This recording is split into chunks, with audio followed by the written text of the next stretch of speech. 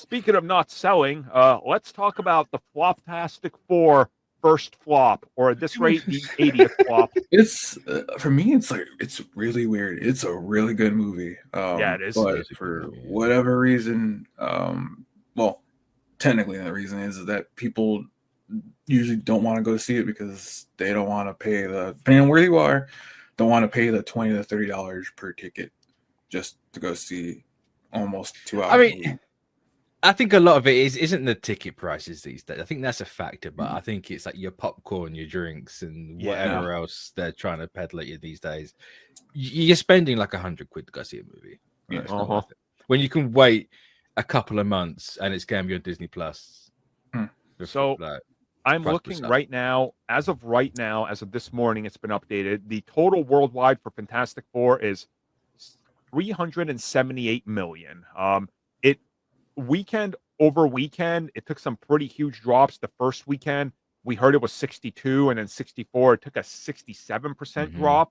This next it's weekend, near 68. It's like 67 something as well. This upcoming weekend, it's predicted to be another massive drop. Like, we're talking huge. And again, there's a couple takeaways here.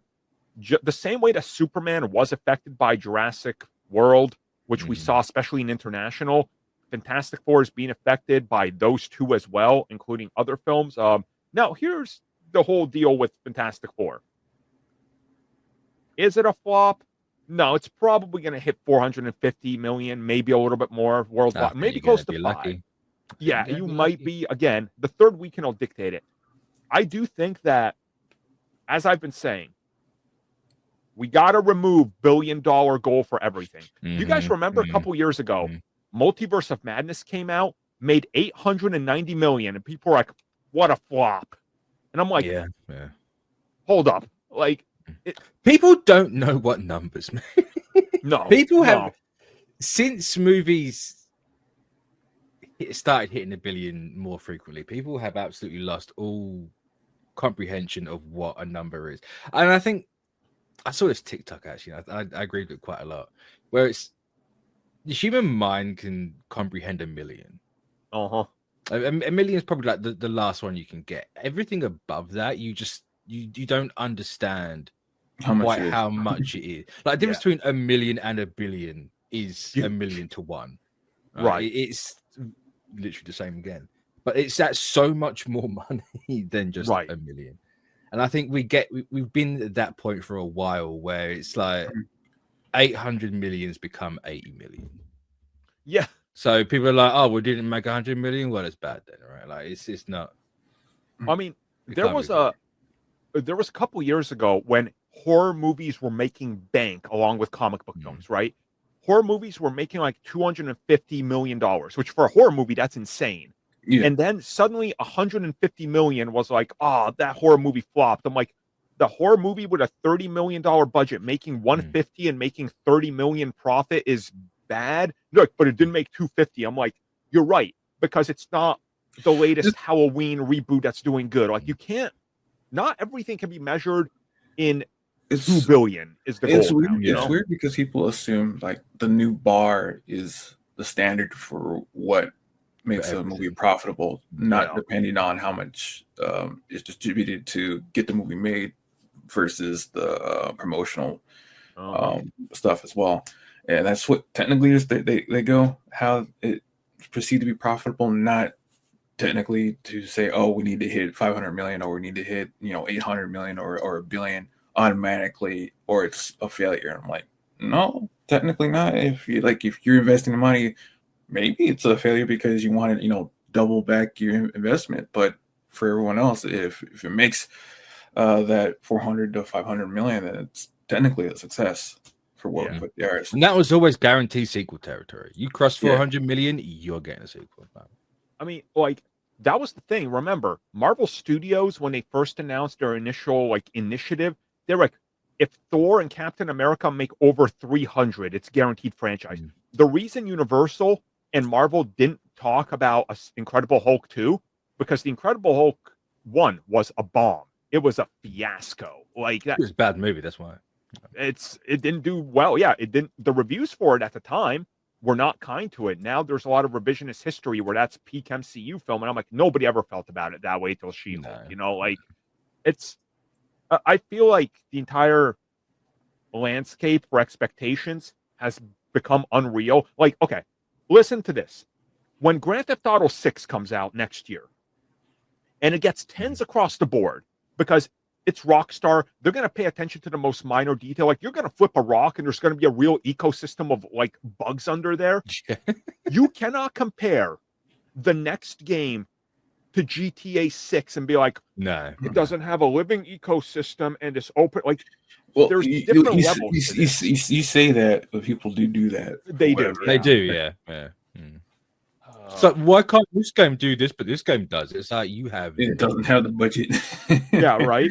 Stuff's made. It's like Rockstar has unlimited money and time, and other company has 3 years on a cycle, and they're lucky if they don't have to fix up half the team or switch engine. Different engines, different way of doing things. You're making a completely different game for the start. Yeah, it's like 3 to 4 if you're lucky.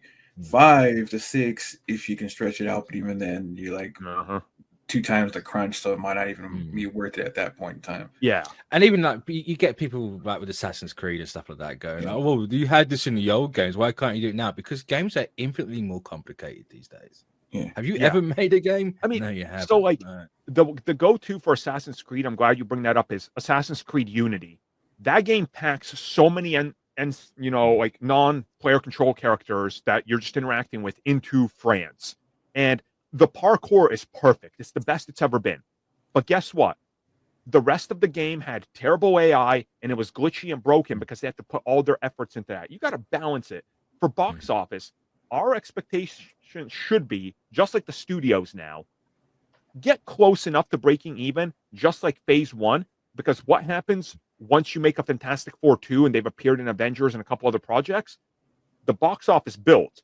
That's how the MCU was built. Doctor Strange 1 and Ant-Man 1, but the sequels, you know, Ant-Man 2 and Doctor Strange 2 made exponentially more. Same as Thor.